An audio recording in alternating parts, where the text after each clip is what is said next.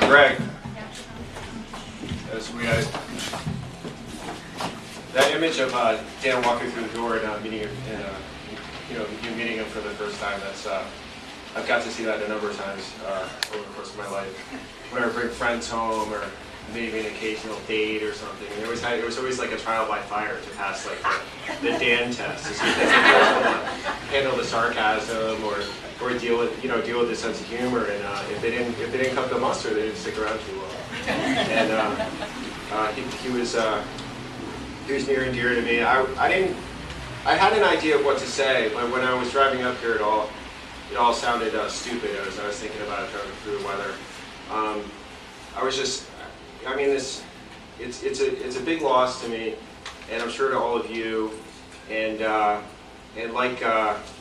like David, this idea that he had this separate relationship with so many different people, and those relationships were important to all those people, just blows my mind. I remember toward the end when Dan was getting sick, I got to come up here on the weekends. I got to spend time with Dan, and I would cook for him. He's losing weight. I would try to feed him the fattiest foods I could get, and he would invariably say, "It needs some pizzazz," that usually meant salt or hot sauce or something. But he got chatty, which was uncharacteristic for him. He was always the listener. He was always the one that made you feel special. It made you feel like what you had to say was important, whether you were a little kid, or a teenager, or an adult or misguided youth or whatever. But he made you feel important. He made you feel special. And then just him, like it was a weird role reversal. He became vulnerable, and then all those things that he. That I had never known, he just started talking about, and it wasn't as if what it was him telling a story, and it was an amazing thing to listen to. He told me about the Buckley boys. I don't know if there's any of you here, but he was very proud of that, his basketball playing, so much so that that's what he was thinking about when he was flying to Korea. To be in that war over there, and the Marines, he always made these. He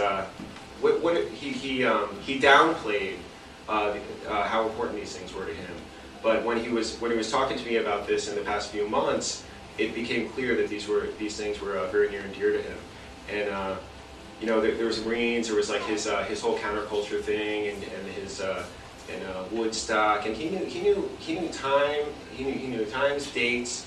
He could name names. He could name cities. He could name restaurants he ate in. It was all there, and it all came out.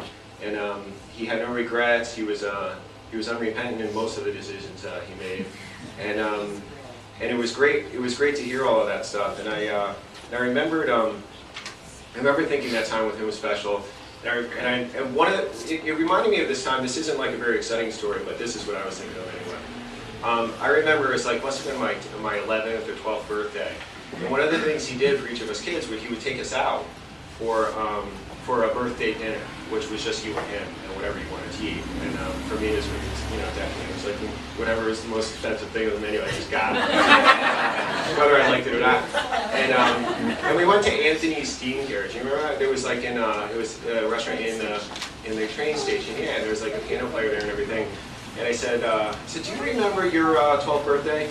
And he said, I was never that age. And I was upset over sense of humor. I didn't understand it all that well at that age. But he said, no, the memories fade, and some things are going to be more important than others. Some events are going to be more important than others. You're not going to remember every birthday. You're not going to remember this. You're not going to remember the meal. You're not going to remember this restaurant. You're not going to remember the piano playing.